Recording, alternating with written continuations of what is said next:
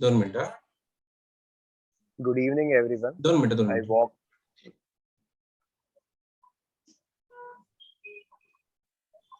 We'll just let all the participants first come, and then within a minute we will start. Okay, fine.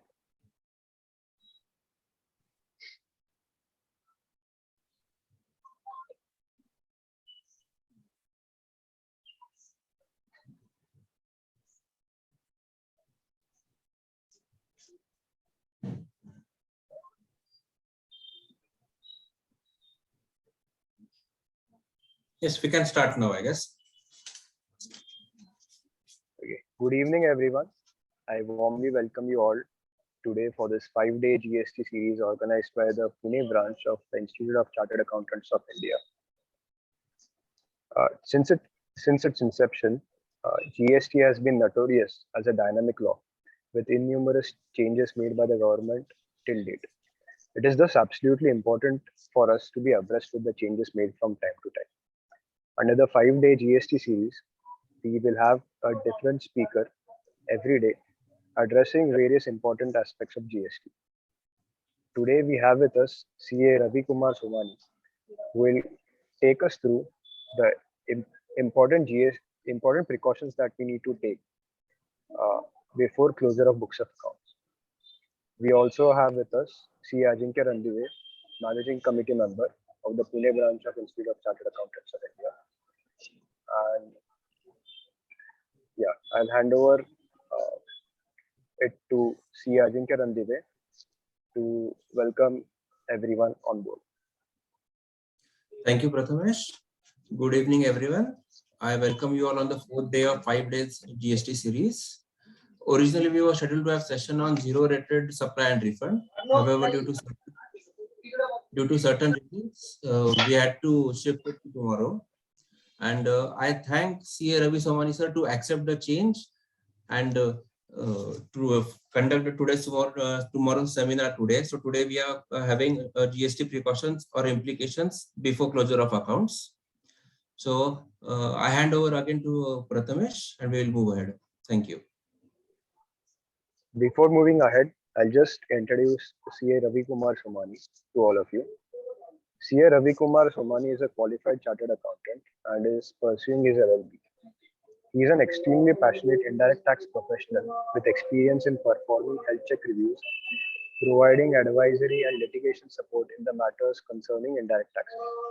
He has given lectures at various trade and professional forums such as ICAI, Maratha Chamber of Commerce, Confederation of Indian Industry, NASIN, Bombay Chartered Accountants Society, etc. He has also authored 3 books on indirect taxes, namely Practical Guide to GST for the Automobile Industry, published by Tax Sutra jointly with the Bharat Law Book House, Practical Guide to GST Audit and Certification, published by Bloomsbury, and the Self-Study to Indirect Taxes, published by Asia Law House.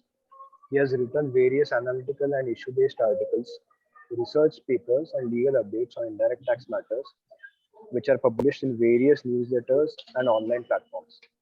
He loves doing extensive research on the subject and solving critical indirect tax problems. His mission is to spread indirect tax knowledge, solve indirect tax problems, and to raise voice against unscrupulous practice. I now hand it over to CA Ravi Somani to start today's session. Over to you, sir. Thank you, Prathamesh, for the introduction. Thank you, Ajinkya ji, for developing this entire program structure and inviting me for this particular event. And so today's topic, firstly, I would just want a confirmation as to whether I am properly audible. And I've also shared the screen. If you can just confirm if the screen is visible. Yeah. It is visible, right? Perfect. Yes, it is visible. Great. So we will begin today's session, which is on the topic GST precautions, implications before closure of accounts. Very relevant topic and very important from the current point of view. We need to understand that GST is a transactional tax. Unlike income tax, jahan par आप साल भर में एक बार you review the computation, everything, all those things. But GST is something where on each and every transaction there is some implication that needs to be verified. So when we are doing the closure of books of accounts, generally what I see at least is that there is a lot of focus from the income tax perspective. And at times in the hindsight, we miss out on the criticality of indirect taxation. In today's session, I would try to cover what are those specific and important aspects that needs to be looked at when we are closing the financial statements or the books of accounts. Obviously, जब हम बात करते हैं books of accounts closure की, so there are multiple aspects. That too, within multiple aspects, each industry and each client can have its own flavor of customized change, requirement of verification. So I cannot guarantee whether I'll be able to cover everything. But what I have done, जो common चीजें होती हैं, जो important चीजें होती हैं, the common issues that we see at the clients, I have tried to cover them. ठीक है? In the course of discussion, you have any queries, any questions, you please put it in the chat box or Q&A. I will try to answer them immediately. Or else you can simply, I would say, unmute yourself or just raise your hand so that the branch can unmute yourself and you can ask the question straight away. So let us make it an interactive session instead of a one-way communication, right? So as we all know that there are multiple changes that are happening in indirect taxation. अभी ऐसे हो रहा है कि पिछले 5-5.5 साल में जितने भी positions हम लोगों ने लिए हैं taxation के, now those positions are getting tested at judiciary, and soon these positions will be tested even at the tribunal level. Once I think things are going on. Recently, it was in news that the government is working on the tribunal structure. Most likely, in the next GST Council, we will have some guidelines relating to tribunal, which will be a very good move and a big move from the government perspective. So the big thing that is coming now in GST is whatever positions that we have taken, if that has led to any excess payment of tax, then we need to see whether we can apply for refund. I'll tell you, there are so many scenarios. आज के discussion में हम लोग देखेंगे, there are multiple scenarios where businesses have taken conservative positions and they are now thinking how to claim refund. Correct? The point of review of the indirect taxation while closure of books of accounts, एक जो fundamental चीज होती है, which I see that many professionals miss out, is we only look at compliance. हम देखते हैं कि भाई GST का closure है, तो क्या returns file हो गया, tax payment हो गया, and whatever that is interest penalties, whether they are properly paid, late fee, whether it is properly paid, ITC जो कुछ लेना था वो ले लिया क्या, बराबर 2A से match हो गया क्या, that's all. But the point is, clients are not going to appreciate or value our services if we restrict our review, our verification or checking only to the compliance. We have to dive deeper. And I'll tell you out of experience, अब क्या हो रहा है practically, समझिए आप GST में अब क्या हो रहा है. See, annual return filing certification by a chartered accountant is now removed. There are a lot of clients who have still continued and got the annual certification signed by the chartered accountants because it was a first year and they did not wanted to take any risk. More specifically, they were not trained. Correct? So they felt, let it be reviewed by chartered accountant. Most of us, majority of us were able to retain our clients and do the annual return work, even though if it is under self-certification. But I will tell you one thing, this situation may not be the same in next 2-3 years. Once the system stabilizes, things are back in order, it goes auto mode, clients would not perceive that much value proposition in the annual return and the 9C work. if we do this work only as a reconciliation, अगर हम समझेंगे कि भाई 9C or annual return or closure of books of accounts from GST perspective is only a number game or only a reconciliation exercise, then let me tell you, neither the client will perceive value addition in our services, nor we will be able to retain such clients in the long term. So when we do this exercise of yearly verification, yearly computation, whatsoever, we would have to look at beyond reconciliations and beyond number game.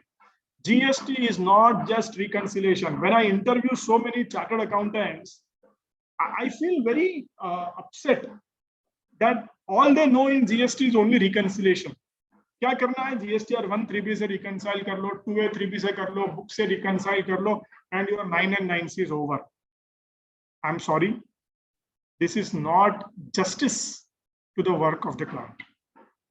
In today's session, apart from reconciliation, what are the various other aspects, key aspects that needs to be verified is something would be the focus of our discussion. And I'll take pause in middle of the session and ask questions to you just to keep it interactive and live. Okay? So we have divided the session in multiple, I would say 4 different aspects. When we are closing the books of accounts, what is that we need to look at from systems and controls, client के internal controls कैसे हैं, balance sheet, income and expense, and notes to accounts and other information जो भी है उसमें कैसे अपने को क्या verify करना चाहिए client के बराबर. Actually, I prepared this PPT from our own office checklist that we use. Of course, our office checklist is pretty big. We have got a 600-point checklist. I cannot put all 600 here because that would involve a big, we might have to conduct a full day session. But what I thought is important points, whatever that are there, that we need to verify, is something I have put up straight in the PPT. So now, first and foremost, important चीज ये होती है कि verify the systems and controls. Now, ये सबसे fundamental चीज होती है. What we do कि भाई सीधा GSTR 1 का डेटा लिया, सीधा purchase register Lee, sales register Lee, and we start working on it. This is not the right attitude or right approach. The right approach is, first we need to understand what is the client's system, what is the client's practice, client कैसे काम कर रहा है. जब तक हम उनका system नहीं समझेंगे, we will never be able to understand what we need to verify and how we need to verify. See, the client will have 100 transactions. We cannot go in depth for all 100 transactions. We need to first understand what are the systems which are strong. जहाँ system strong है, अच्छा चल रहा है, we can reduce our checking. And where the system is weak, that is where we must hammer. ठीक है? तो system verification में क्या देखना चाहिए? First and foremost, flow of entry into the accounting systems. यानी accounting system में entry कैसे flow हो रही है? In many clients it is manual. In some clients it is automated. Correct? तो sir ऐसा कुछ है कि भाई if it is manual it is errors are there. If it is automated it is error free. Answer is no. Let me tell you, automation is only a buzzword. अगर automation में गलती हो गई, then the errors are going to be much more. So how there is a flow of entry in the accounting systems, which means, let us say when the material comes, I see many times when we do the GST audit, we have to actually visit the client's factory. We need to visit the client's office. We need to understand कि भाई वो entries कैसे pass हो रही है. Material when it is coming, where it is getting recorded, in which data it is getting recorded, from there where it is coming into the system, and is there any issue with the control lapse? कुछ control lapse हो सकता है क्या? That should be our first pointer. ठीक है? Now, very important is that we need to take a walkthrough. Walkthrough का मतलब होता है क्लाइंट के साथ में बैठकर एक GSTR 1 या एक GSTR 3B आप फाइल करो. Let us say, बहुत बार ऐसा होता है कि we are only doing GSTR 1 and GSTR 3B. Doesn't matter. But then जो क्लाइंट के बुक्स में जो डेटा जा रहा है, ठीक है ना, हम वो डेटा पे काम कर रहे हैं। तो ये जो डेटा कैसे जा रहा है उसका एक वॉक थ्रू लेना चाहिए हमें। वॉक थ्रू का मतलब होता है, let us say you sit next to the client and you actually review the entire thing live. Let us say if the client has to file GSTR1, ठीक है ना, तो अगर GSTR1 फाइल करना है तो आप कहां से इंफॉर्मेशन निकालोगे? बोलेगा सर मैं यहाँ से सेल्स रजिस्टर निकालूंगा, यहाँ से मैं जो है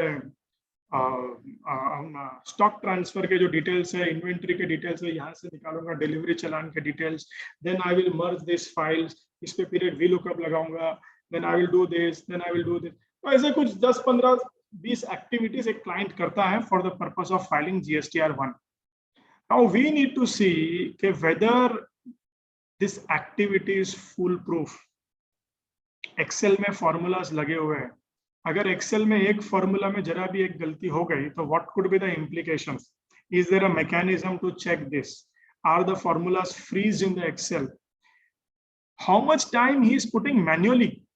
I'll tell you one of the issue that our clients nowadays are saying कि भाई हमारे हिसाब से ये काम में 2 दिन लगना चाहिए, अब वो जो क्लाइंट का एम्प्लॉय है वो बोलता है कि मेरे हिसाब से 5 दिन लगना चाहिए। Now when we try to understand the reason, उसमें ये पता चला कि भाई 12 फाइल 10 फाइल डाउनलोड करके उसको कंपाइल करना, एक फाइल में लेकर आना, उसी में 1 दिन जा रहा है। तो how many activities are happening manually? How can we automate this? इसको हम कैसे कम कर सकते हैं? How can we crash the time? I will tell you what the biggest value addition that you can give to client is if you can tell him the ways through which they can crash the time that they are spending or their team is spending in preparing and filing GST returns. तो हमको देखना चाहिए कि हम कहाँ कौन से process को ऑटोमेट कर सकते हैं और कैसे हम टाइम को क्रैश कर सकते हैं, ठीक है? So for that you will never be able to give a advice to client until you do a walk through. तो एक प्रॉपर वॉक थ्रू हमको करना चाहिए कि भाई जब से अकाउंटिंग एंट्री पास हुई वहां से लेकर GST रिटर्न फाइलिंग तक क्या प्रोसेस है, ठीक है? If the client is having a SOP, अगर कोई क्लाइंट्स के पास SOP है डॉक्यूमेंटेड, तो अपने को देखना चाहिए भाई SOP में जो भी पोजीशंस क्लाइंट ने लिए हैं whether it is proper and whether they are following the SOP.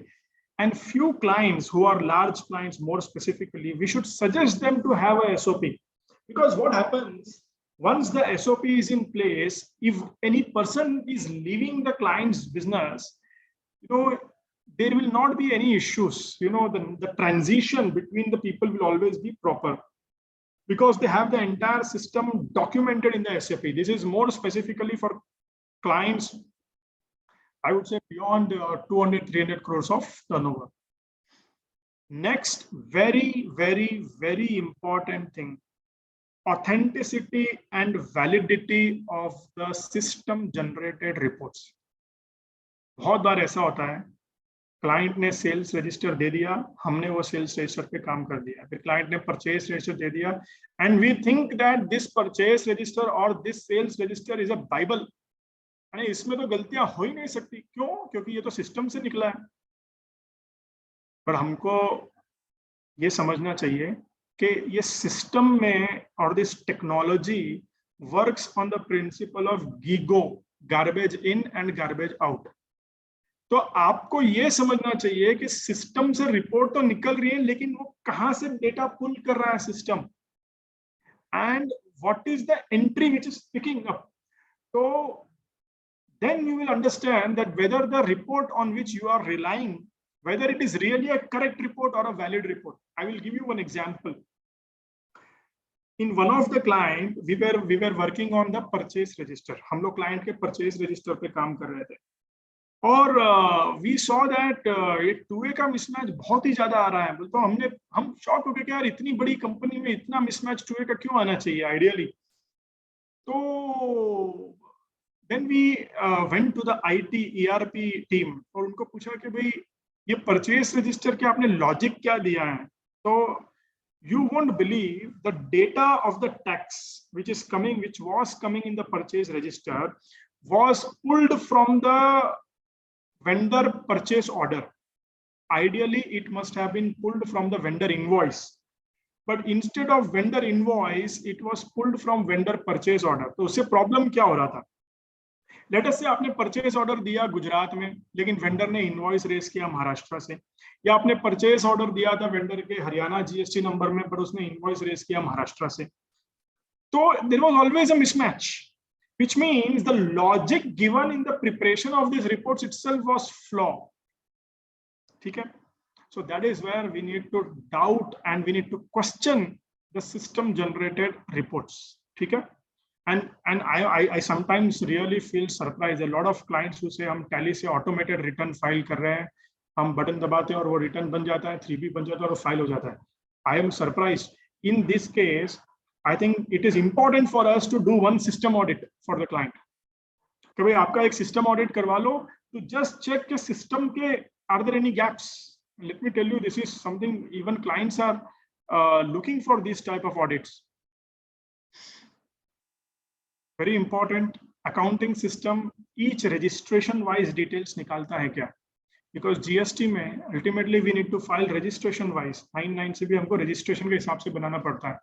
बहुत बार ऐसा होता है, especially this retail business में, कि invoicing system is different from the accounting system.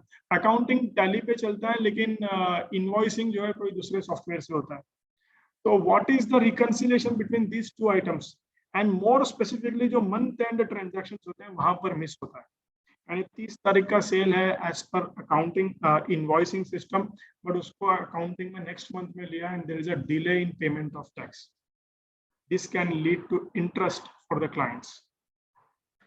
And obviously जो एक fundamental problem होती है backdated entries. Backdated entries से problem ये होती है कि client miss out the input tax credit. यानी जुलाई में आके आपने अगर अप्रैल की एंट्री पास की, तो who is going back and checking the April entry and taking the input tax credit? I have seen companies worth 2,000 crores, of course, unorganized sector. They do backdated entries and they have missed out huge amount of input tax credit in the process. तो ये कुछ various system checks है जो हमने को करना चाहिए. And I'll tell you, once we really do a system check thoroughly, you will surely find some value addition that you will be able to give to the client, which the client will appreciate. So this is where we need to start our, checking or procedure mechanism. Anyone have any questions still here? और अगर आप chat box पे ऐसी भी और कुछ चीजें डालिए जो out of your experience आपने experience किया where you have done some system checking and you found something was a big loophole in the system and you were able to resolve, so that it will help all of us who are there in this meeting. So please put your experience in the chat box. It will help everyone. But this is the points मैंने लिखे हैं. These are all something that we have experienced in our clients where there was a loopholes in the system. So any questions, please put it in the chat box, or else I'll go to the next discussion. Next, very, very important aspect is what is that we need to check in the balance sheet. Balance sheet में हमको क्या देखना है? Again, GST means income को देखो, expenditure को देखो, look at only profit and loss account. What is there in balance sheet to look at GST? GST का क्या रहेगा balance sheet में? And यही एक fundamental चीज है जो हम लोग मिस करते हैं. I'll tell you a lot of things that you will come to know only through balance sheet. You will not come to know through profit and loss account. First and foremost, equity mix. Once you come to know who are all the shareholders of the company, who is holding how much equity in the company, you would come to know who are the related parties in this with this company. Obviously, this is something not just from balance sheet. आपको annual report, notes to accounts से भी पता चलता है. But then balance sheet is one of the core basis जिससे आपको ये चीज पता चलती है. One more way of doing this is based on the discussion with the client. Very fundamental thing which we miss out जब हम audit करते हैं या review करते हैं, हम client से discussion नहीं करते हैं. We don't do interaction with the client.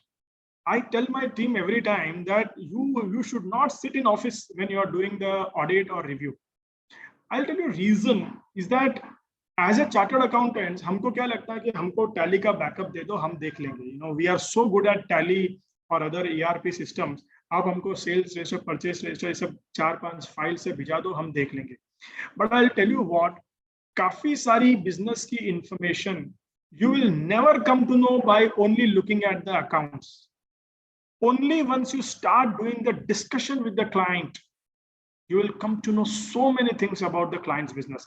For each and every audit that we do, we make it a point that we do a factory visit. ठीक है, छोटा client है, factory नहीं है, तो एक बार उनकी shop जाकर दिख कर आओ कि क्या होता है, कैसे होता है practically. And let me tell you, you will be able to give a better report and a better advice to the client because you know their business. Chartered accountants, हम एक चीज fundamentally miss करते हैं और काफी times मुझे clients के complaint आते हैं that boss, the advice that you are giving is not practical. आप practical advice नहीं दे रहे हो, आप theory बात कर रहे हो. We will never be able to give practical advice if we don't know client's business. In order to know client's business, you have to go to client space, you have to talk to client, you have to do the discussion with the client. Only then you will be able to come out with the out of the box issues, value addition, and better advice. Rajesh sir has mentioned in the chat box that credit notes issued during the year considered in GSTR 3B while calculating liability and GSTR 9, but missing in GSTR 1. Whether as per 34 any implication. ऐसी fundamental issues आती है, you know, सब डाल दिया, 3B में डाल दिया, GSTR 9 में भी डाल दिया, but GSTR 1 में missing हो गया. How do you establish? Although I believe Rajesh sir इसमें कोई implication नहीं आना चाहिए because अगर हम section 34 देखते हैं तो it ultimately refers to reporting of the GSTR 3B, जो कि हो गया, which is the best part. But then officer will say, how do I agree to this point? Correct? So that is where it will only create litigation. Although the decision would come in favor of assessee, but it will create litigation. The good part is it is considered in GSTR 9. Okay? The next important aspect is transaction purely in money do not have any GST impact. Simple giving loan, taking loan, investments, advances, deposits does not have any GST impact. Correct? So if any client is paying GST on such transactions, you will come to know only through review of the financial statements. There was one client who was taking some amount as a deposit. Halanki it was a deposit, but they were calling it as a contribution. Okay? And they were paying GST on this.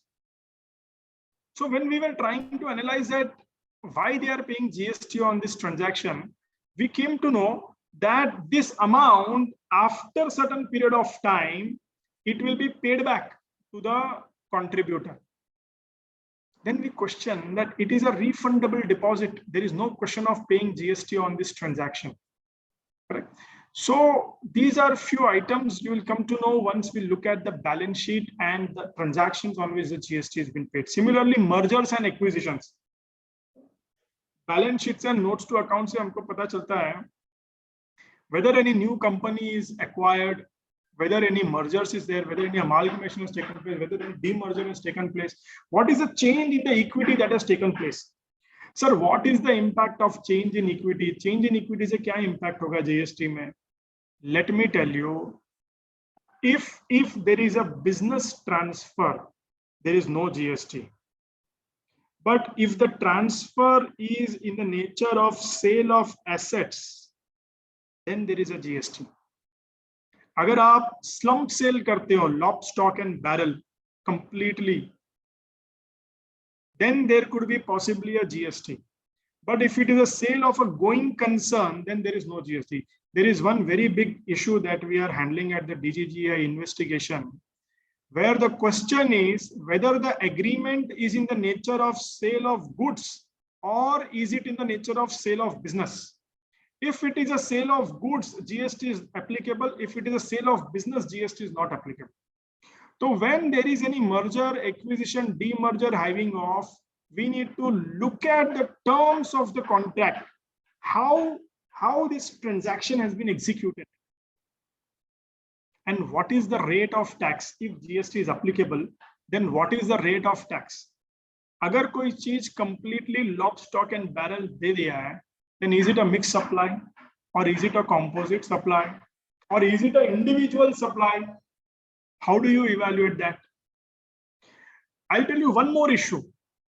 When there is a sale of business or there is a merger or acquisition, one need to transfer the input tax credit. What happens to the transfer of the credit notes? What about the spillover transactions? What if, let us say, invoice previous organization ne raise kiya, lekin credit note will be raised by the new organization? Is it acceptable?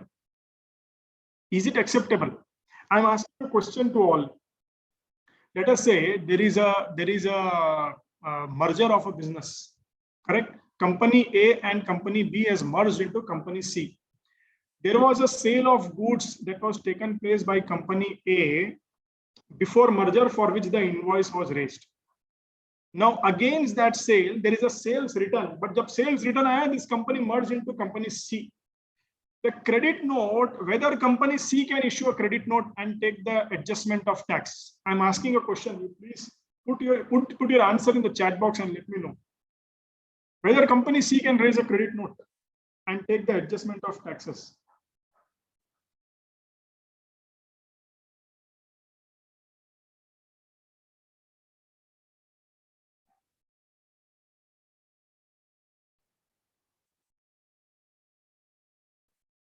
If you are not putting in the chat box, then I am assuming as if I am not clear with my deliberation.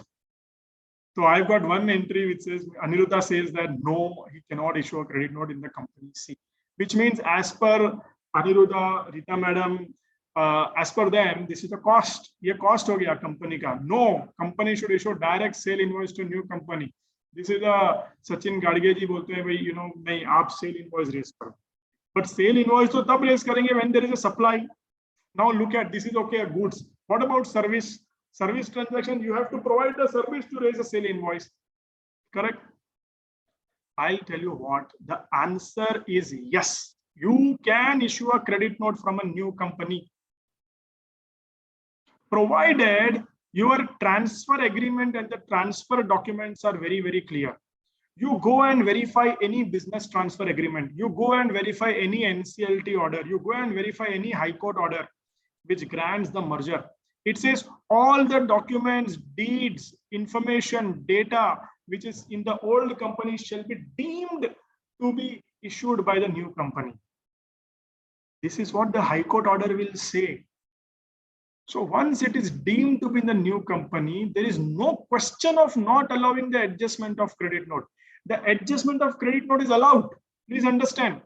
You should not ask the client to take cost. You should rather take the benefit of credit note. So what Mr. Sachin has mentioned, by you raise an invoice, that is something is possible in case of goods. But then there has to be a movement of goods in that case. But that is something which cannot be followed in case of services. So when there is any merger, acquisition, change in equity, it is very important that we look at the spillover transactions. Many times I see business take inadvertent, exorbitant cost because they did not plan the spillover transactions properly. Okay? And many times I also see, sometimes the client come back and say, oh, there is a time limit for filing this ITC. I think what do you file? ITC 02. There is a time limit to file ITC 02. Let me tell you, there is no time limit to file ITC 02. And most importantly, I don't know from where do client read all this information. There was one client who was saying that ITC 02, agar humne ek bar file kar diya, we cannot file it again.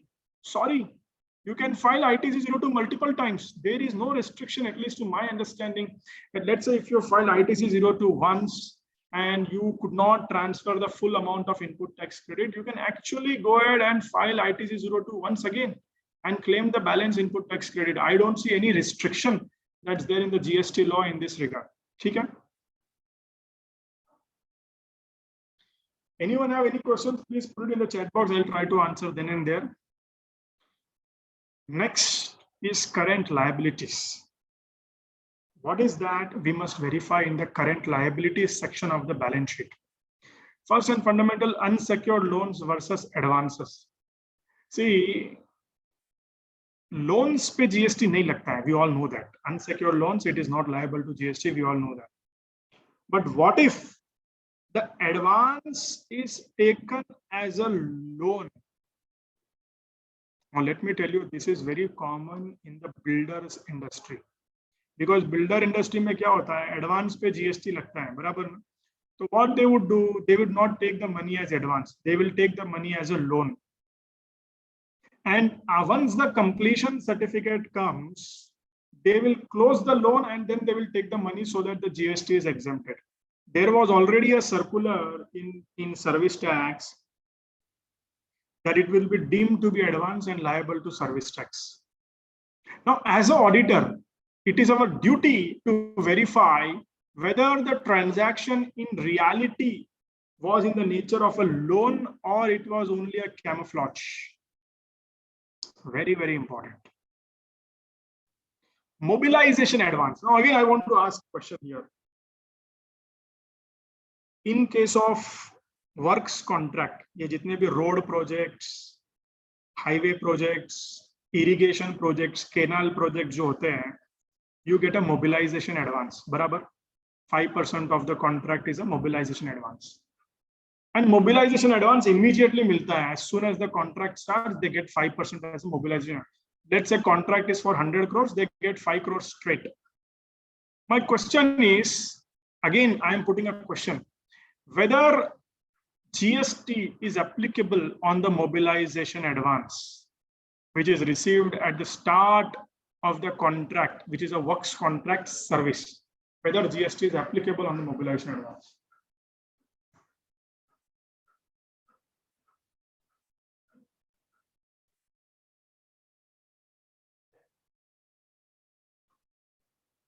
Please put your answer in the chat box.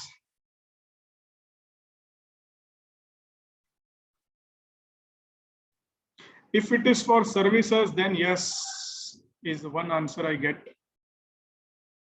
Yes, yes, yes, yes.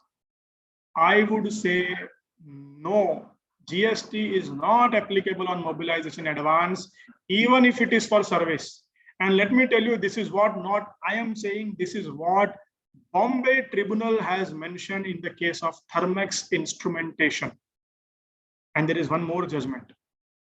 See, we need to understand that mobilization advance, although in the name it is called as an advance, but practically it is earnest money deposit.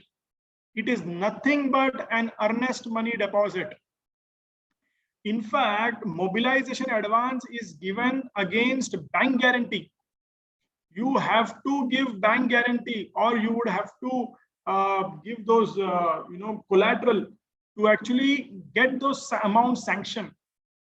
And this mobilization advance generally in all the terms of the contract has to be repaid back. Has to be repaid back. So what is important is that if the mobilization advance is in the nature of earnest money deposit, then there is no GST implication on this. This is what Bombay Tribunal has mentioned. Now there is a question, very valid question coming from Rajesh Bhai, that if it is paid on a safer side, is there any implication?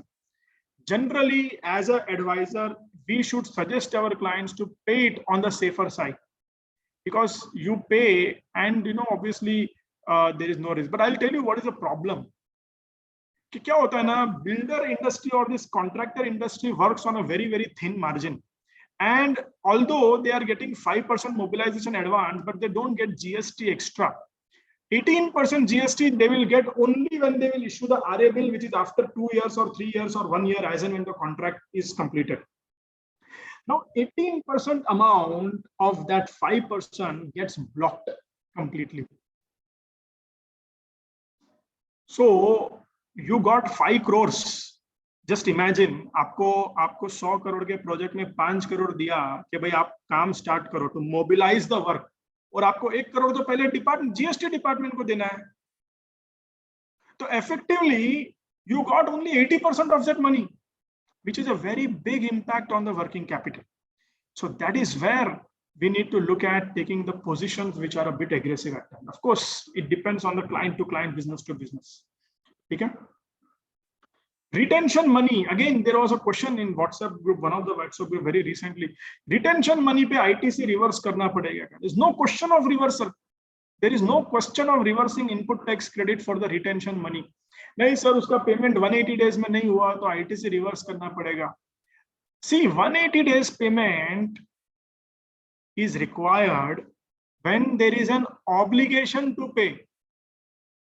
When there is no obligation to pay, there cannot be a liability to reverse input tax credit. Retention money, as per the terms of the contract itself, the obligation to pay is in the last. So there is no question of reversal of input tax credit on retention monies. You will find all these things in the current liabilities. Security deposits, if it is adjusted, only at that time liability will come. Otherwise, there is no liability. This 180 days. See, again, another very important thing that we need to verify is long due creditors. Client का balance sheet उठाओ, go to creditors, उसका aging लगाओ, more than 6 months. What are the long due creditors? Then we need to ask questions whether this requires reversal because the payment is not made within 180 days. Personally, if you ask me, this 180 days law, whatever that is there, it is sham. There are multiple legal issues in that. But assume, what is the suggestion that we need to give to our clients? In a situation where you are anyway not going to make the payment, in a situation where you are anyway not going to make the payment, or you don't have any intention of making the payment, then we should suggest our clients to reverse the input tax credit. Correct? Very important. जब आप creditors, when you will review the long due creditors, you will find some scenarios where client has taken input tax credit, he has utilized input tax credit, but they have not made the payment of tax amount to the vendor. In that situation, whether at all full input tax credit is eligible, in my view, no. Because when you have not borne the cost of taxes, you cannot take full input tax credit. This is what Supreme Court has held in the context of service tax. I think it was the judgment of Ultratech Cements by Supreme Court. Okay. Next, very, very important aspect when we look at the liabilities is working capital blockage on the long advances. You should look at what are the negative amounts in the sundry creditors. Simple. What are the negative amounts in the sundry creditors? So what you will come to know, there are certain creditors to whom you have paid advances. अगर हमने creditor को advance दिया है, तो ideally the question comes is whether you have paid the advance with GST or without GST. Let us say there is a transaction of 1 crore and the transaction says that 10% must be given as advance. तो आपने 10 lakh advance दे दिया, बराबर. अगर सिर्फ 10 lakh advance दिया तो कोई problem नहीं है, लेकिन अगर आपने 10,18,000 यानी 11,18,000 पेमेंट दिया है, which means you have paid the money to the supplier with GST, but you will receive the bill of the supplier, GST bill of the supplier only after 6 months or 8 months or 1 year, which means for that much period of time you have blocked your 18% of cash flow. And let me tell you, in the project business, in the tooling business, in the long-term contracts, this amount can be substantial. And it is a huge opportunity cost loss. This is very important that we must verify in the as a long-term working capital blockage on the long advances that we have paid to the vendor. And very important, अगर आपने किसी vendor को advance दिया है जिसका bill अभी तक record नहीं किया है, and if that transaction is liable under reverse charge, then the liability attracts immediately. Liability attracts immediately. Hence, it is important to look at what are the credit items, sorry, what are the debit items in the creditors. Correct? Very, very important is tax implication due to vendor non-compliances. Again, क्या होता है ना, this vendor non-compliance, हम लोग क्या कर रहे हैं अभी? बस एक कोई हर किसी ने एक सॉफ्टवेयर ले लिया, वो सॉफ्टवेयर में डेटा डालो, 2A और 3B का रिकंसिलेशन कर दो, कुछ तो आता है, उतना क्रेडिट लो, मत लो, छोड़ दो. But that is a very, I would say, robotic work. That is not a value additive work. आप कोई वैल्यू एडिशन नहीं दे रहे हो क्लाइंट को. वैल्यू एडिशन कब होगा?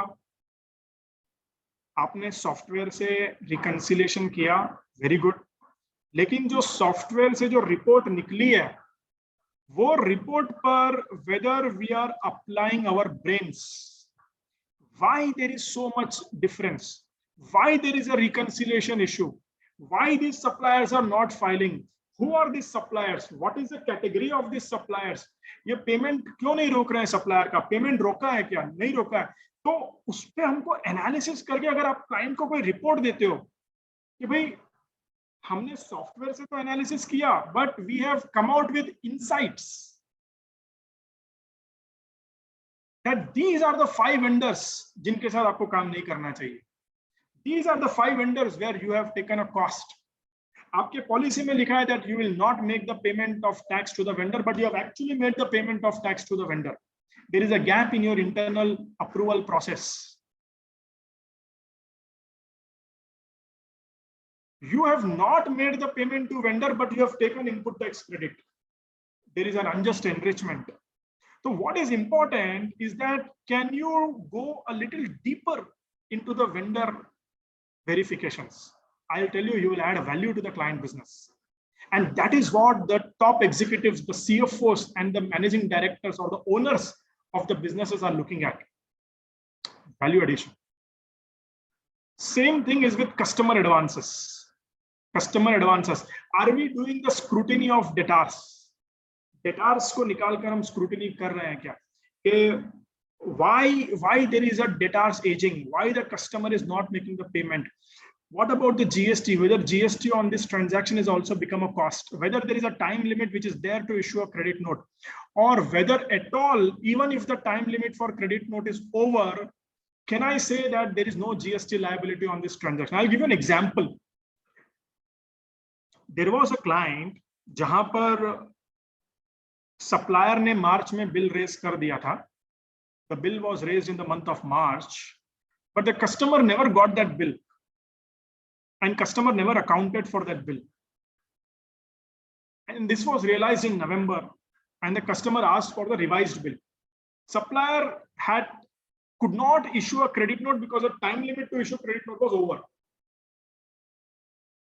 And he had to issue another bill by charging 18% GST, which was a pure cost. Now my question is whether in these cases, the GST has to become a cost. In my view, no. See, section 34 comes into picture when there is a deficiency in supply. When there is a deficiency in supply, section 34 comes into picture. But when there is no supply at all, in my view, section 34 does not have any relevance. And on this transaction, the supplier must be allowed to adjust the excess tax paid, either by way of adjustment in 3B or by way of claiming refund for this taxation. And this is what is mentioned in circular number 26 issued on December 2017. But whether businesses are taking cost, answer is yes. I have seen so many businesses taking lakhs of rupees as cost. Why? Time limit is over. We need to verify customer advances thoroughly. I'll give you one more example why customer advances is important for verification. There was a client who was paying GST on advances because it is a service sector. Service sector पर advance पे GST लगता है तो वो भर रहे थे advances पे। अनफॉर्चुनेटली उनके जो कैलकुलेशंस थे कि एडवांस पे जब जीएसटी भर रहे थे, उनका जो कैलकुलेशन था that was in the Excel sheet. So whenever the invoice was issued, he was not paying GST because it is already paid in advance and he used to adjust it. But what happened? There was a change in the accountant. The earlier accountant used to maintain all these calculations, and then the new accountant came. Now, new accountant was not aware about all these calculations which the earlier accountant was maintaining. What this guy did, again, when the invoice is issued, again he paid the taxes. So the taxes are paid twice, at the time of advances and also at the time of invoicing. This is what I have seen even in the largest of the companies. Whether we are doing the round mapping exercise of advances and invoicing. This is very, very important. You will never come to know about this unless you really do the round mapping. ये advance हुआ, ये कहाँ adjust हुआ, ये invoice हुआ, इसका adjustment है, तो where is the corresponding advance? We need to do complete mapping. Then we need to review employees, debtors, creditor, adjustment account. There are so many payments that are routed through employees. Reimbursements और ये पूरा balance sheet में होता है. Sir ये तो pure agent है, इस पे क्या जीएसटी आएगा? But let me tell you, pure agent has got a conditions. Whether all the conditions are satisfied. On the contrary, by merely routing the transaction through employee, can you say that RCM is not applicable? Sir, वो तो employee के नाम पर है, company के नाम पर थोड़ी ना है. So there are issues जहाँ पर businesses are not paying reverse charge or not paying the output tax liability because of the transactions are routed through employees as a reimbursement. You will never come to know if you don't verify balance sheet. TDS. There are so many implications. For example, 195 में अगर TDS में pay किया है, which means it's a foreign party transaction. You need to pay GST under RCM. So you need to review the TDS account thoroughly to understand whether there is any reverse charge implication under GST. For example, directors, if it is 194J under TDS, it is liable under reverse charge. Correct?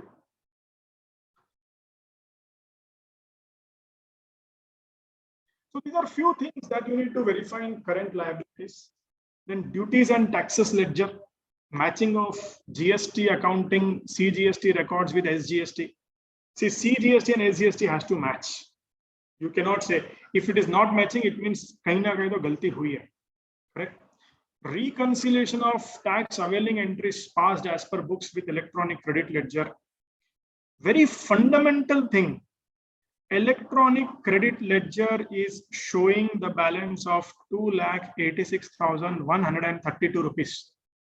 और आपके current asset में balance दिख रहा है 1,82,256. So there is a gap.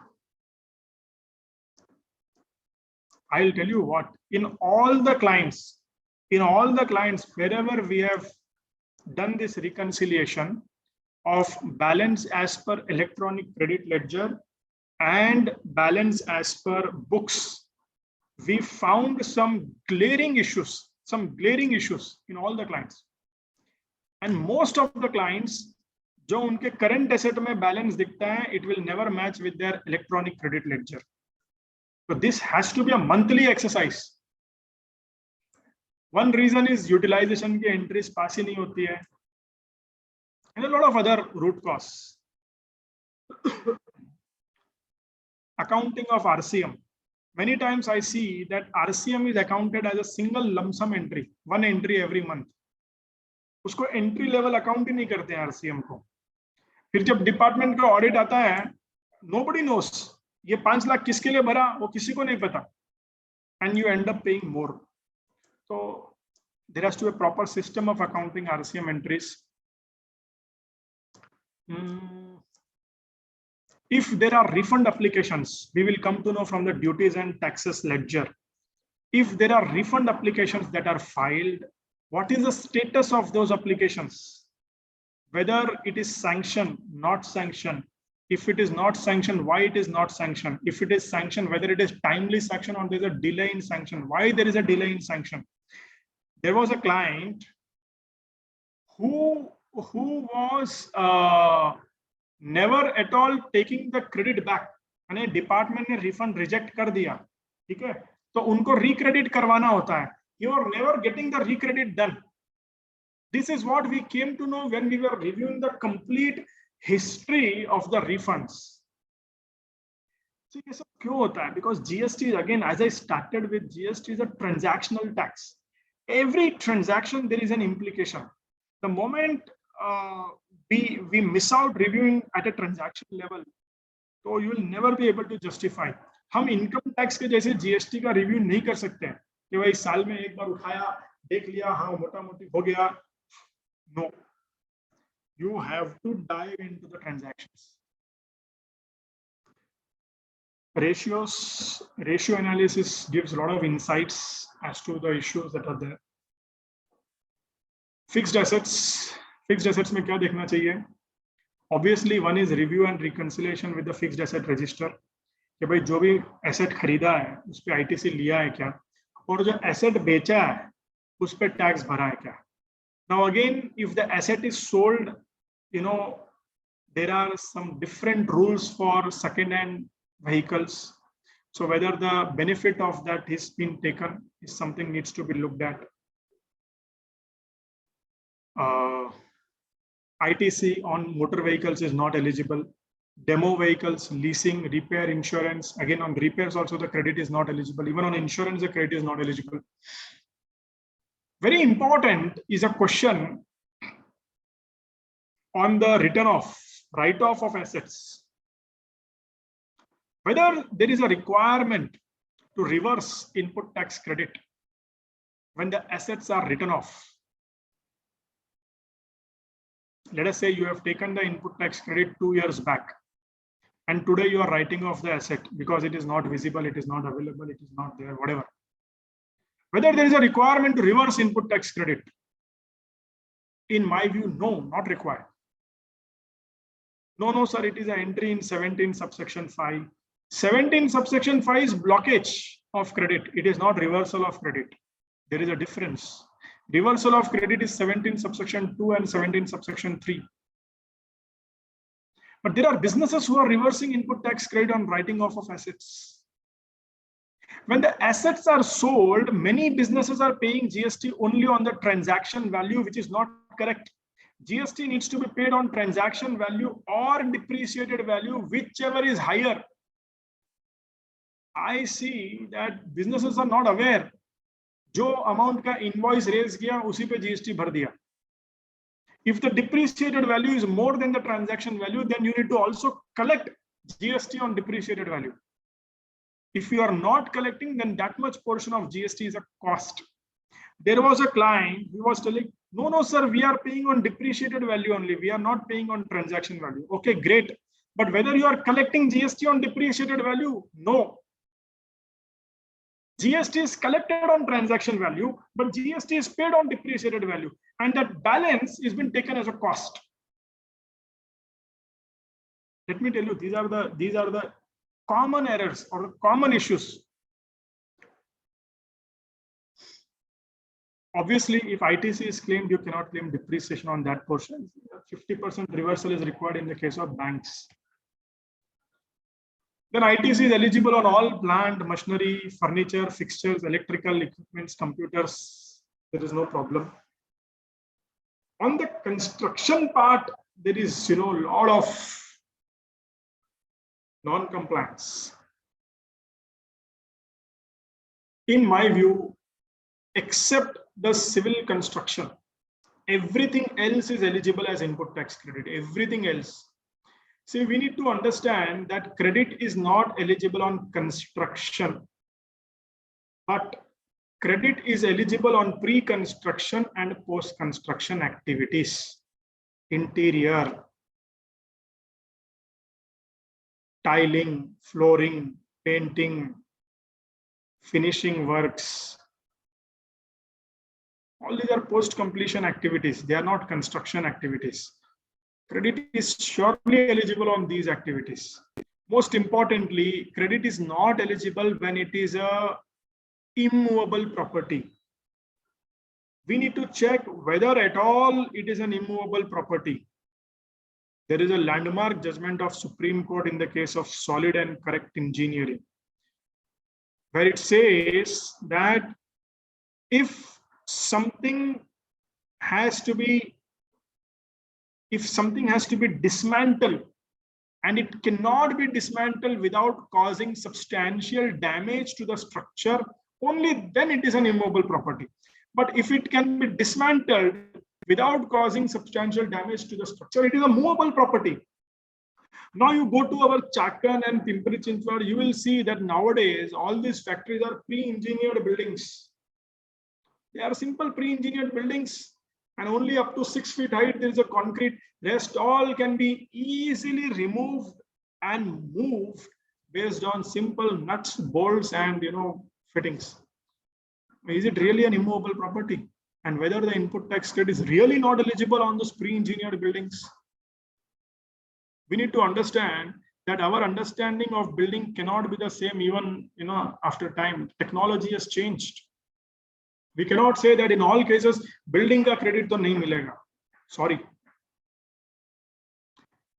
So like that, what is important is that can we plan this transaction for the client?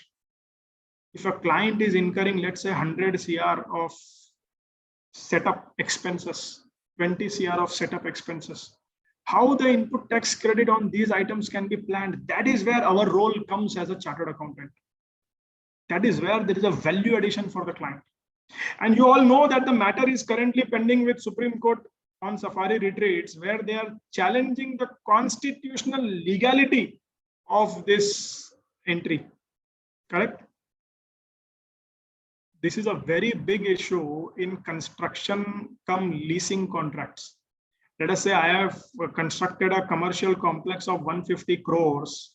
And this entire thing we want to give it on lease. Obviously, it will not be sold prior to completion certificate. So whether input tax credit is eligible, because it is entirely going to go on lease. And when you are going to give on lease, you are going to charge 18% GST. So my question, again, I'm asking a question to all of you, that in case of construction cum lease contracts where the flats or the units are not sold prior to completion certificate, they are sold after OC. In fact, they are never sold, they are given on lease. Whether input tax credit is eligible. I'm asking this question that in case of construction cum lease contracts, in case of builders, whether input tax credit is eligible on whatever construction activity that has been done, because ultimately you are going to pay GST on the leasing charges and the maintenance charges.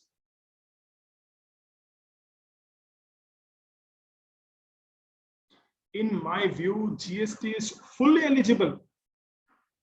There is no question of 17.5C blockage. Now, I'm telling this on two grounds. One is certainly that safari retreats judgment, whatever that is there. But most importantly, if a construction activity is undertaken for further works contract, the credit is eligible. Now, when you do the further leasing activity, leasing always involves maintenance, and maintenance is nothing but a works contract.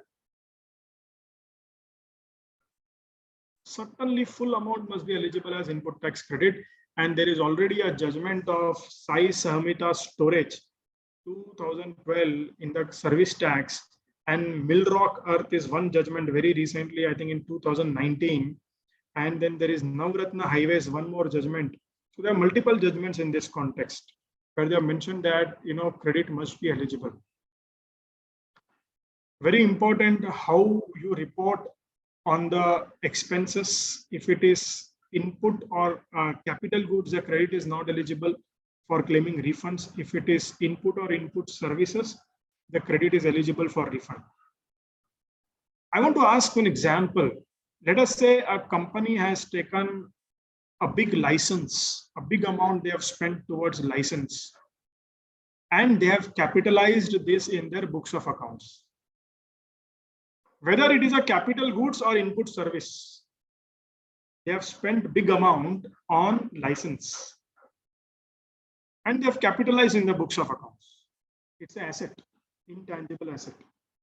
So whether it is a capital goods or input service, it is important because if it is capital goods, then refund is not eligible. But if it is input service, refund is eligible. So I'm asking a question, whether it is a capital goods or input service.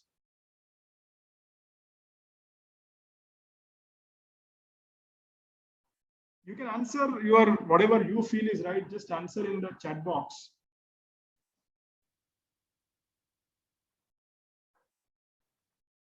I totally go with the answer given by Prashant ji. Yes, Umesh ji, agreed. It is an input service, but I've seen businesses treating it as a capital goods just because it is capitalized and they're not taking refund on the intangible assets, IPRs, royalties, licenses. Even if you capitalize it, you are eligible for refund. Please understand, it is not capital goods.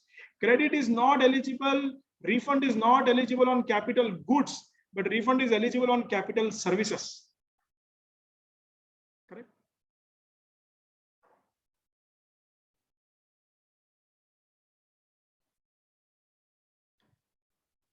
We need to do a verification of inventory records. And this is something I tell my team on a daily basis.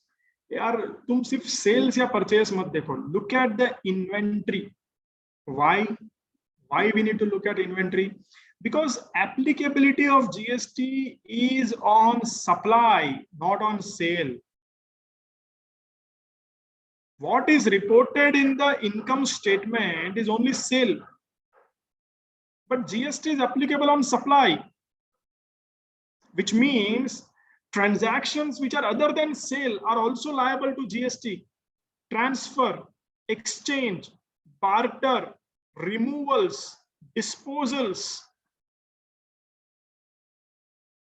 ये सब कैसे पता चलेगा हमको अगर हम सिर्फ balance sheet या इनकम का सिर्फ रेवेन्यू साइड अगर देखेंगे तो कैसे पता चलेगा? You need to review inventory. Just before this training program, I was with my team, and my team members told me they were doing one audit of a large company. तो वो बता रहे थे सर इसमें बहुत बड़ा एक issue निकला है. तो क्या हुआ? बोले सर हमने पूरा ई-वे बिल का वेरिफिकेशन किया. बोले तो उससे क्या निकला? From e-way bill verification, we came to know there are so many movement of goods under delivery challan on which they have not paid GST. अभी ये चीज हमको sales देखेंगे तो नहीं पता चलेगा. You have to verify inventory records, how the goods are moving, how the inventory is moving, whether GST is properly paid on the stock transfers, removal of samples, testings, replacements. Of course, replacements anyway is not liable to GST. In my view, even samples is not liable to GST. Job work records are not maintained at all. I have seen largest of the companies does not have proper records of job work and they have not filed ITC 04. We need to really dive in deep on these transactions. Job work के लिए अगर material जाता है, it has to come back within 1 year. Whether the client is having adequate system in place, whether they have the proper records in place. Then I think trade receivables, I have already covered the trade receivables part, which is the debtors aging report we need to verify. We need to see who are the non-compliant customers.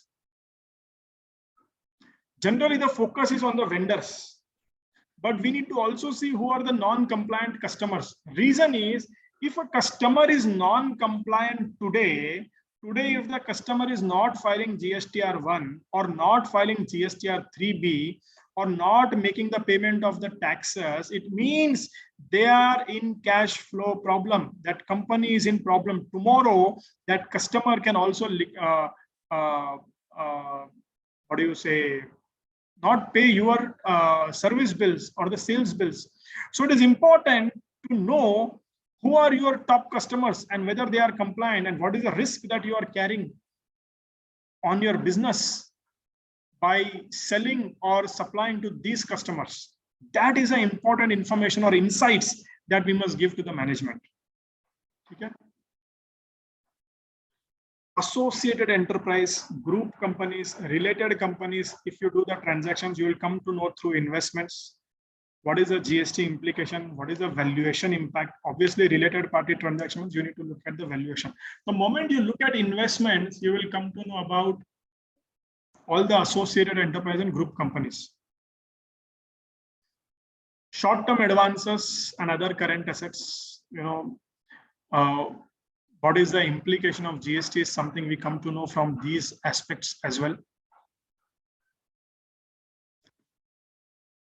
Then again, these are the few ratios to be looked at from the current assets perspective. What is the ITC availed versus ITC utilized? What is the total ITC availed versus total ITC? So we come to know whether they are in principally claiming the credits properly or not. For a simple example can be, let us say the total ITC is 1 crore. Then what is their total purchase? Total purchase must be at least 5 to 6 times of 1 crore, or I would say 6 times of 1 crore is a proper number. If it is more than 6 times of 1 crore, it means there is a chance of ITC getting lapsed. If it is less than 6 times of 1 crore, then there is a question whether they have taken any excess ITC. So these are some things, important ratios that we must look at. Then look at some important income items. So income, of course, there are so many things to check in incomes. But हम लोग देखते भी हैं income में generally there is a lot of focus. Businesses put a lot of focus on the income side. But the income side में, on the taxability front, we need to see what are those transactions which are neither in the course or furtherance of business, and they are not liable to GST at all. Liquidated damages, very recently we got a very detailed circular. This is what the position I was taking right before the implementation of GST. And now, after 5.5 years of implementation of GST, we got the circular that GST is not applicable on liquidated damages. Incentives. There are so many dealers, these automobile companies, they pay GST on incentives. It is not applicable because incentive is nothing but a discount, and on which the supplier has to give a credit note. There is no question of invoice from the recipient. This is what is held by SAI service station under the service tax.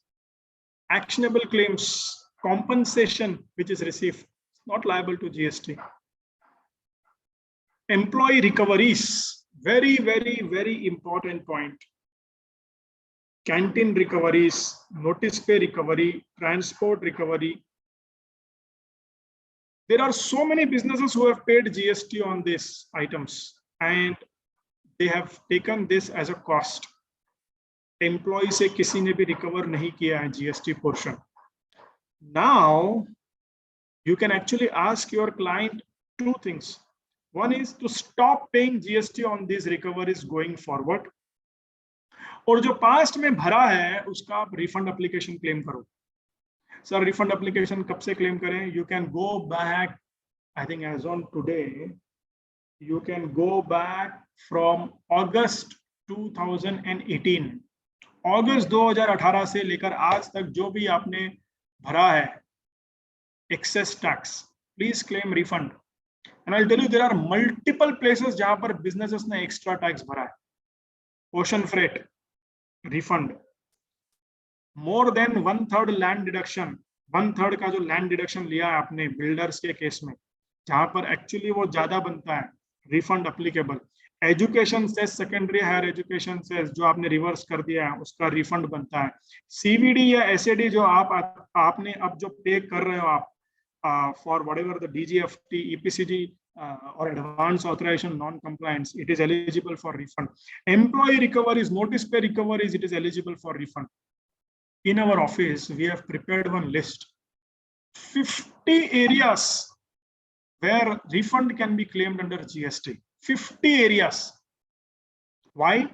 Because there was lack of clarity in the law and businesses end up paying taxes And now, as and when the judgments are coming, the clarity is emerging.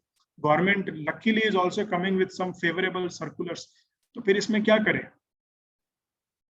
This is where we need to give the value additive suggestion to our clients. Exempt supply.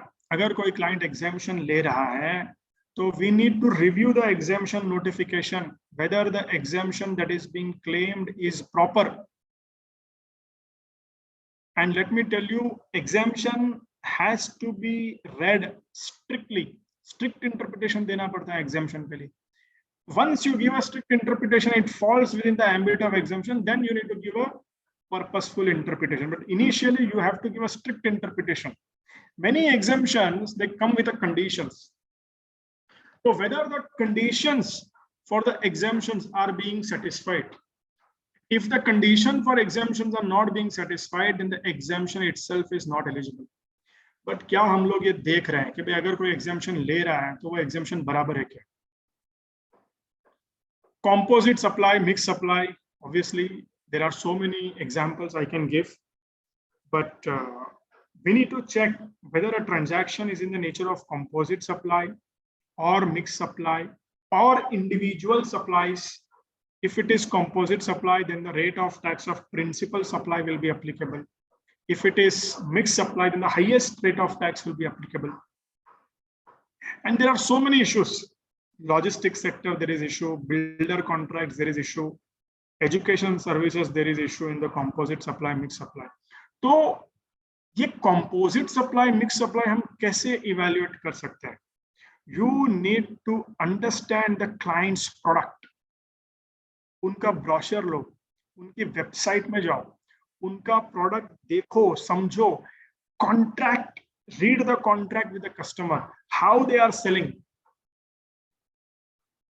books along with the coaching, whether it is a principal composite supply or mixed supply.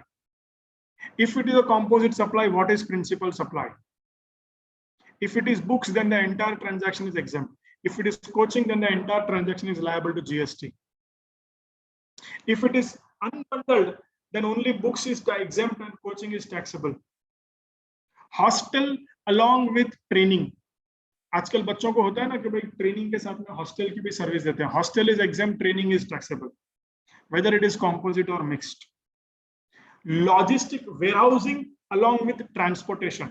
Transportation पे 12% GST है, warehousing पे 18% GST है, whether it is composite or mixed. East facing charges along with the apartment, whether it is composite or individual. So there are, each industry is having a lot of questions. We need to ask these questions to the client. Classification. If you ask me, classification is the most complicated work in GST. सबसे complicated काम होता है classification. Very bad that what I see, that there are professionals who advise to the clients on classification by using Google. And I feel so sad that this is the state of affairs. Client का question आता है, what is the GST on textile? What is the GST on shoes? What is the GST on pen? What is the GST on laptop? And we do Google and we answer the query of the client. In my view, I've also seen professionals asking this on WhatsApp and answering to the clients. I think we are not doing justice. Classification में दो चीजें होती है. एक होता है rate of tax, यानी आपको पता है कि भाई HSN कोड बराबर है, सिर्फ उसका रेट ऑफ टैक्स क्या है देखना है. ठीक है, that we can simply go to some website and check. See I will tell you, you take few subscriptions ना, you take the subscription of tax management India, tax India online, या फिर आपका आरके जैन का Centax publication, tax Sutra, they are all very good subscriptions. That will help you in giving the right advice to the client, but relying on Google is not correct. Now, the one part is only checking the tax rate, जो कि हम लोग सब देखते हैं. But what we are not checking is checking whether the HSN code itself is correct. ये हम लोग को दिखता ही नहीं है कि भाई ये जो HSN कोड है 7317 वेदर ये करेक्ट है या गलत है. That is where you'll be able to add value addition to the client. Classification of goods versus service. This is a very big issue in the restaurant industry. कि restaurant में जब आप food, when you give a food in restaurant, whether it is sale of goods or whether it is a service. I'm asking this question in a chat box. When you give food in a restaurant, whether it is a sale of goods or whether it is a service.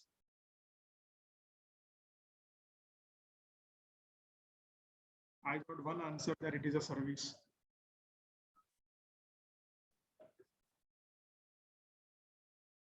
Service. What if it is completely packed, labeled, packed and labeled, and if somebody comes, that packet is given, then whether it is a goods or service, or it is delivered through Swiggy.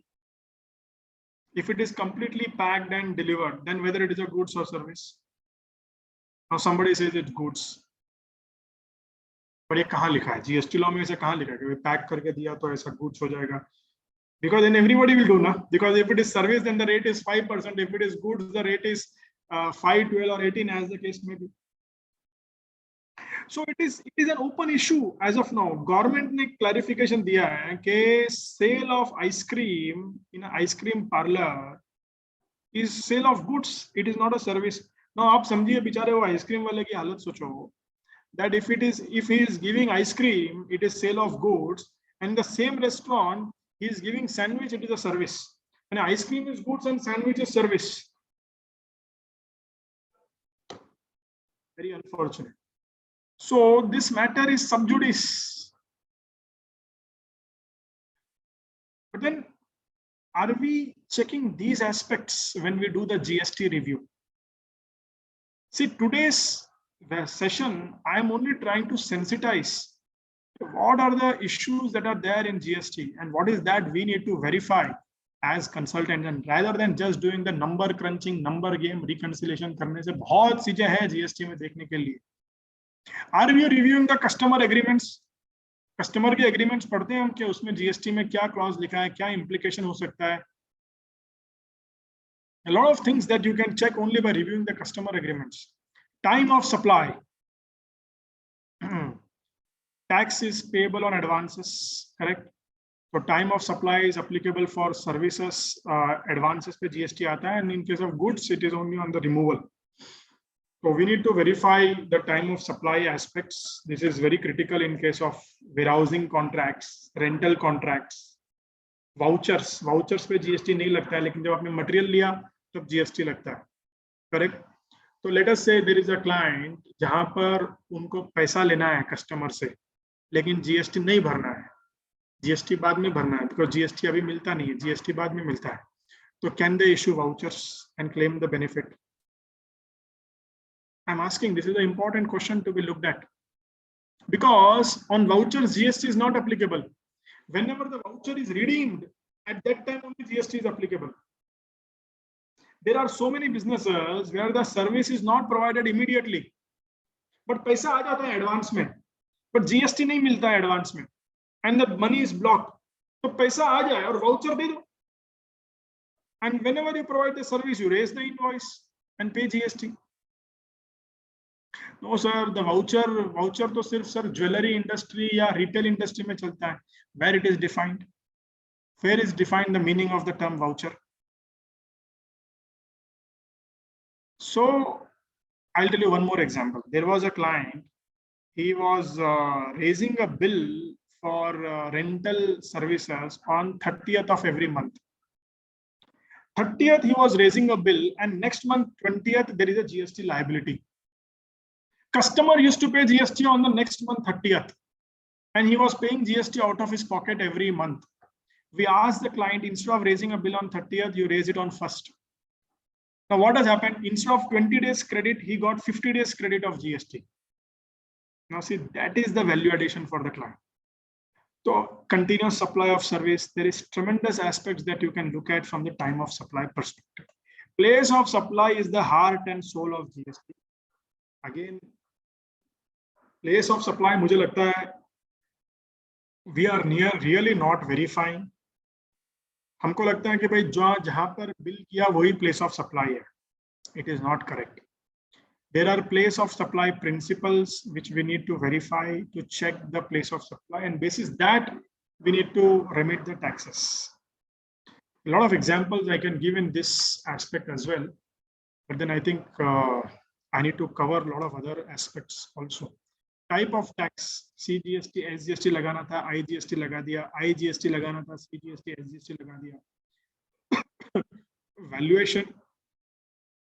Valuation is a very big issue in case of related party transactions. In case of the schemes, ये जो schemes होती है ना, discount schemes and all these dealer distributor के लिए जो schemes निकलती है, उसमें बहुत बड़ा valuation का non-compliance होता है. Joint development agreements, valuation is always a question mark. And disposal of asset, I've already talked about that. GST needs to be paid on the depreciated value. Credit notes, debit notes adjustment. If you are doing an adjustment of credit notes and debit notes, then there is a time limit. We are all aware about it. Of course, there is no time limit for debit notes, but there's a time limit for credit notes. But what is important is to look at the rate of tax. Let us say when the original invoice was raised.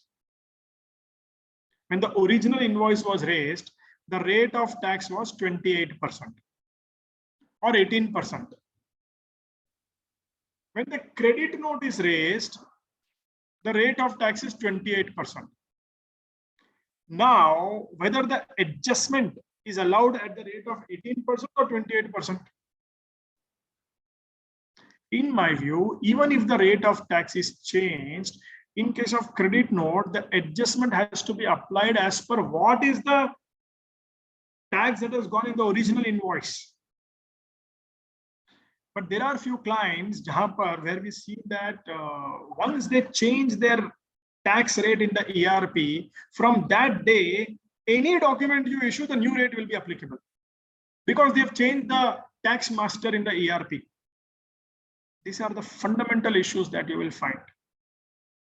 I'll tell you one more issue. When the advance was received, the tax rate was 18%. Jab advance aaya, the tax rate was 18%. But when the invoice was issued, the tax rate got reduced to 12%. Now what has happened? They have collected only 12% from the customer, but they have paid GST on at 18%. 6% is paid from the pocket. This is what is happening in the businesses. GST में क्या होता है पता? Because it is a transactional tax, cost कहाँ जाता है किसी को पता नहीं चलता है. Nobody comes to know. And very unfortunate that even in the companies, most junior person is doing the GST returns.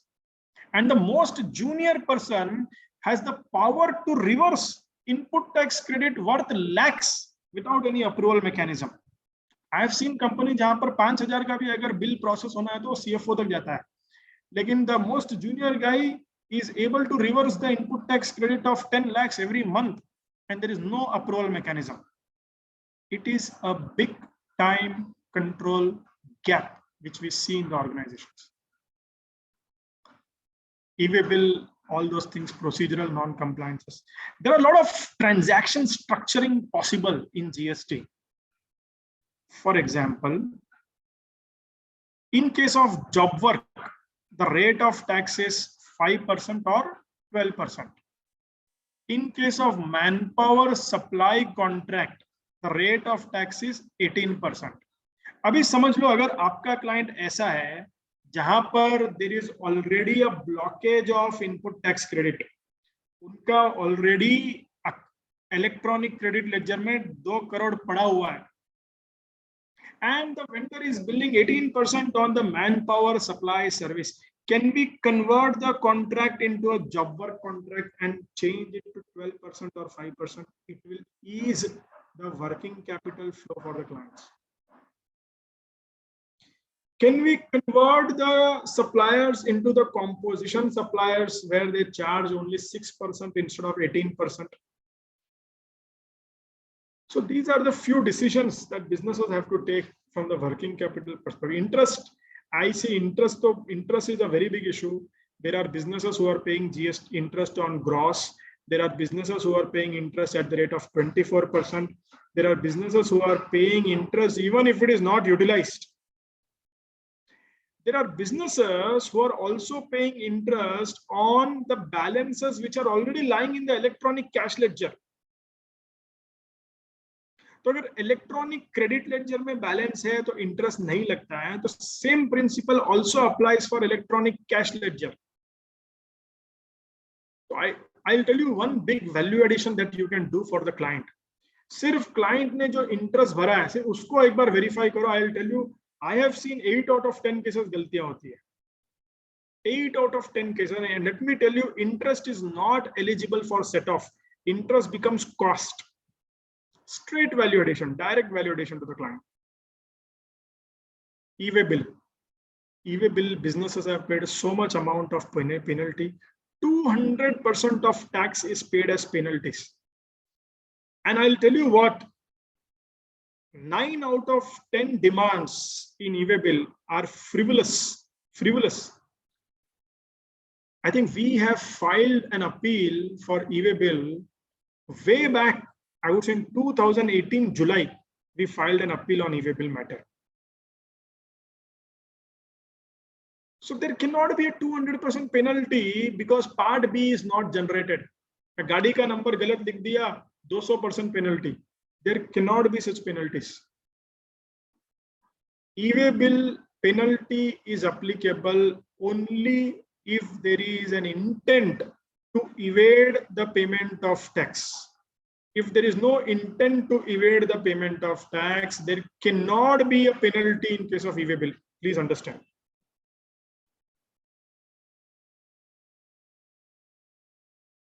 Incorrect tax is paid. CGST, SGST, IGST pay कर दिया और vice versa. I have seen businesses who have paid again IGST, double taxation. I've also seen businesses who have paid correct tax and now fighting for the refund application for the old tax. But my suggestion is, why do you want to do that?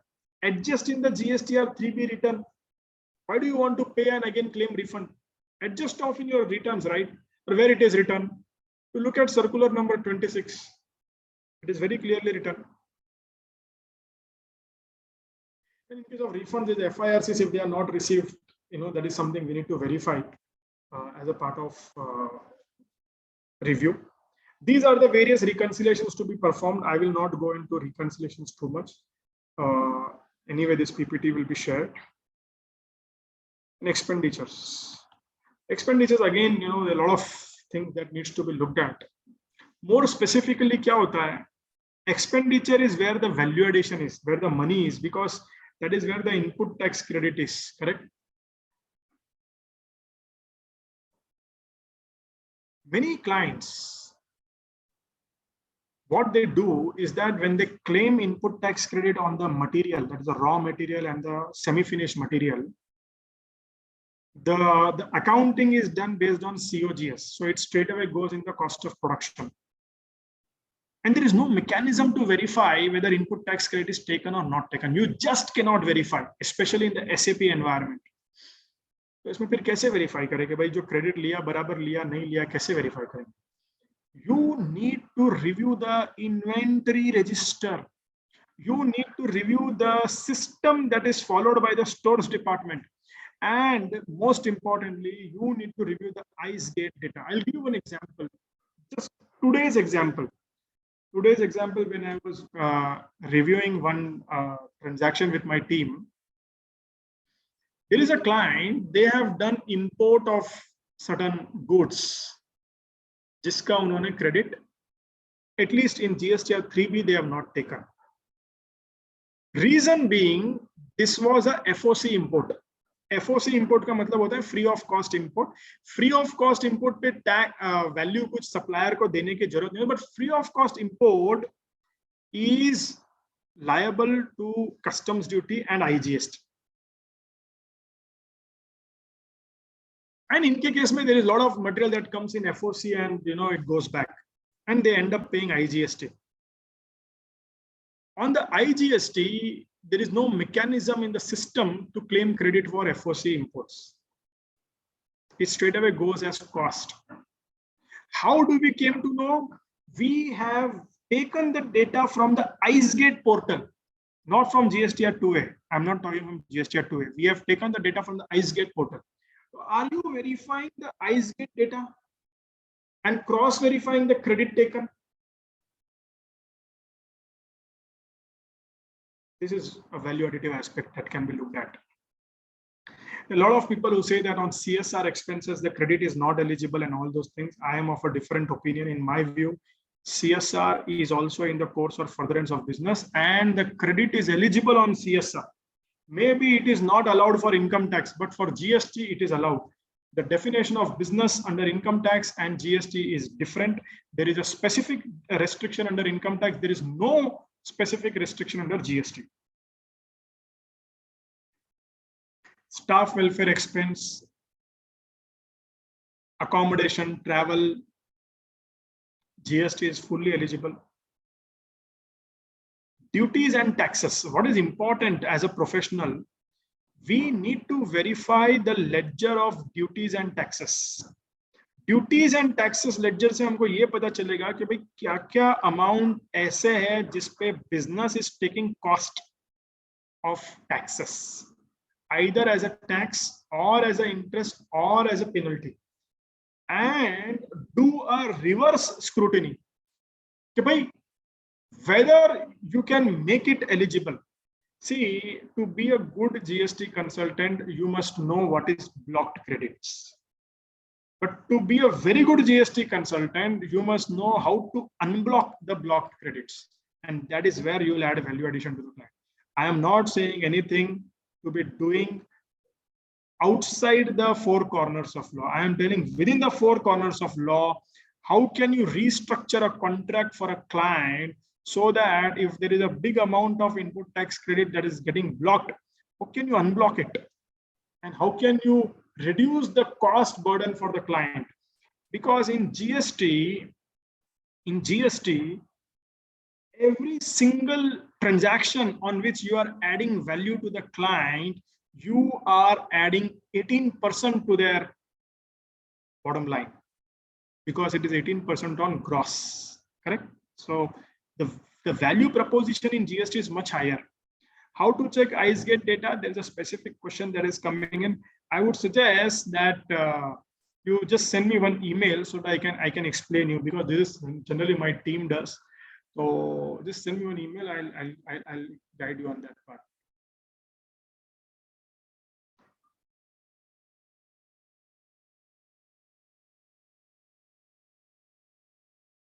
Reverse charge, freight payments, it is liable under RCM. Many times, businesses don't do a reconciliation of the transportation expenses. We need to reconcile at a transaction level. What is the total transportation expenses? On these transportation expenses, how much is under forward charge? How much must be under reverse charge? And how much are the expenses which are not liable at all? If you don't have this reconciliation, you will face problem during departmental audit. This is what we have seen. Ocean freight, it is not liable to GST. This is what I have been saying right from July 2017. Luckily, now we have Supreme Court judgment. There is a news that this will be scrapped. Very good. So there's please ask your clients to stop paying GST on their ocean freight in the CIF contracts. Legal expenses is liable under RCM. So we need to verify advocate payments to check if there is any RCM liability. Professional expenses, we need to verify the director payments and the foreign payments to check if there is a liability under reverse charge. Security services to a body corporate is liable under reverse charge. Forex gain loss, we come to know about the foreign party transactions. Sponsorships are liable under reverse charge. Government payments are liable under reverse charge. Any payment made to government is liable under reverse charge. But then I will tell you, there are so many payments that are paid to government which are not in the nature of tax or which are exempted under notification number 12/2017. For example, a builder when he does the construction, he takes so much of permissions from municipal authorities, developmental authorities. All these permissions and approvals, they are not liable under reverse charge. The fees, whatever that is paid, because that is not at all in the nature of service. There is a difference between permission and service. There's a lot of judgments in this regard. Share holding, authorized share capital increase. I think that SH07, there is a big amount of fees that is paid. ROC charges, in my view, all these are not liable under reverse charge because they are categorically exempted under notification number 12/2017. So when you are asking the clients to pay GST on the government charges, it is important to understand whether at all there is a service, and if it is a service, whether it is exempted under notification number 12/2017. There are so many activities which the government does, municipality does, local authority does, which is exempted under notification number 12/2017, being the activity under Article 243W and 243G of the 11th and 12th schedule of Constitution of India is exempt. उस पे GST नहीं लगता है. TDR is also under the same category only. It is exempt. There cannot be a reverse charge when you get the TDR from the government. In builder industry, there is this 80%. If that criteria is not met, then we need to pay reverse charge. Even on goods, some cases it is taxable. For example, raw cotton, cashew nuts. I think this critical review of blocked credits I have already covered. How to critically review the blocked credits. Procurement structuring, whether the vendor must be regular dealer or a composition dealer, which is beneficial, is something of planning that can be done. Reconciliation of GSTR 2B data, I think that anyway we are doing. So, but then only thing, as I mentioned, in case of reconciliation, you need to dive a bit more deeper. You cannot do simply software-based reconciliations. Then if there is an exempt supply, there is a reversal of input tax credit. But again, see, if a business is having both taxable and exempt supply, there is a tremendous potential of tax planning. Reversal is required only on the common supplies. That is where our role comes and what is common. And there is no question of reversal on the supplies which are exclusively for taxable. So that is where we need to see what are the common transactions, and only that transaction the reversal is required. Incorrect type of credit taken. CGST, SGST credit is taken as IGST or vice versa. In my view, it's a simple procedural lapse. There is no question of reversal of credit. Just make a rectification in your GSTR 3B, matter ends. We need to verify what is the tax paid under RCM and what is the ITC availed on the same. What is the reverse charge as per books and what is the reverse charge as per returns. I would say all these reconciliation items I'm not covering much because the idea was to look at more of conceptual aspects. Many times ऐसा भी होता है that there is a blockage of ITC in one ledger and there is a cash payment in other ledger.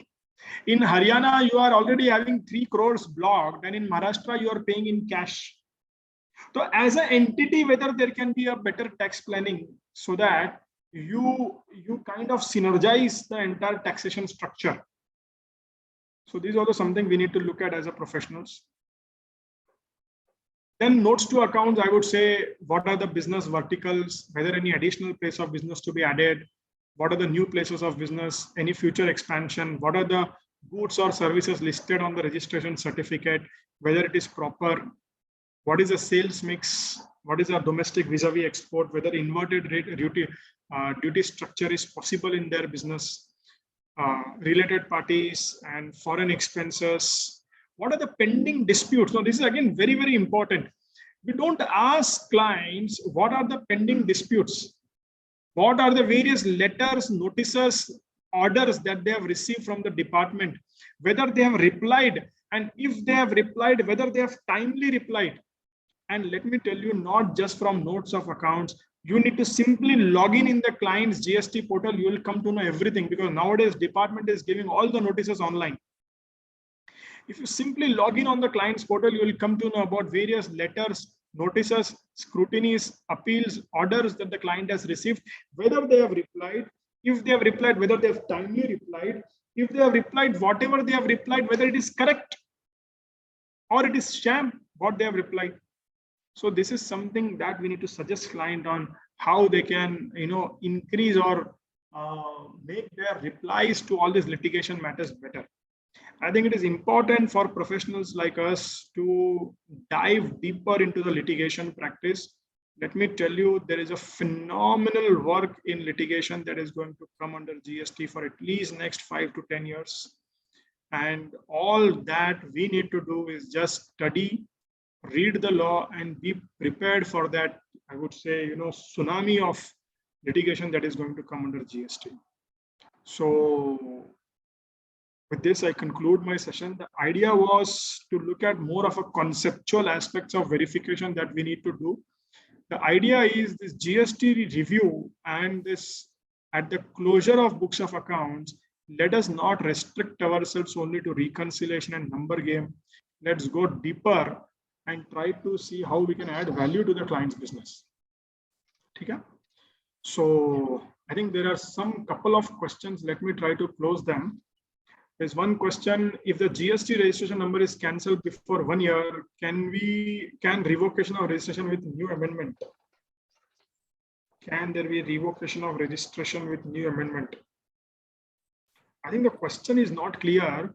But then see, there is a time limit within which the revocation has to be applied. Government has multiple times given relief for this time limit.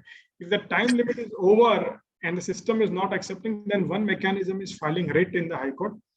But then I'm not completely clear of that question. But I feel what I'm able to understand, if the time limit is over, then what we need to do. In my view, writ can be looked at if the time limit is over in case of cancelled GST registrations. Could you please elaborate place of supply in case of online courses to URD? Okay. So online courses to unregistered customers. See, I think as per section 13, we need to evaluate what is the place of supply. Online courses, one aspect to be looked at is that whether it will go under online information or database access or retrieval services. I feel that it will not go under that category. It would rather go under the category of ultimately training or coaching services only. And in case of training or coaching services, the place of supply again depends whether it is a cross-border transaction or it is a domestic transaction. If it is a cross-border transaction, certainly I think the place of supply is place where the training is taking place. Since in the online cases, how do you really know place where the training is being taken place? It is not, based on an event. So in my view, the place of supply ultimately must go to the general category, and based on the recipient's registered place, it will be liable. If the recipient is not registered, then it is the place where the training service is provided, which I would say a place where the supplier of the trainer is located should be the criteria. But then still, I would suggest that in case your query is still not answered, or you feel there is some specific aspects that you are looking at, then please you can put it in the chat box right now. Then I would try to answer that part as well. And there is one query. Okay. I think there is no other query specifically coming in. Yeah. Perfect. Any more questions?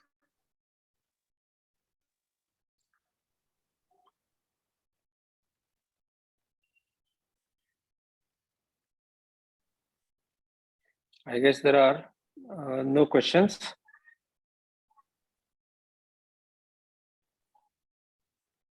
Yeah, Ravi, am I audible? Yeah. Okay, then I also welcome CA Rajesh Agarwal, Vice Chairman of Pune branch. Hello, Rajesh bhai. Then I guess we'll conclude the session. Before that, I will request CA Rajesh Agarwal to kindly give the thank you address.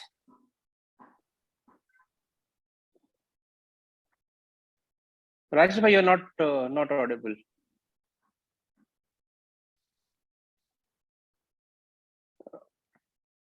No, we can't. No, you are not audible.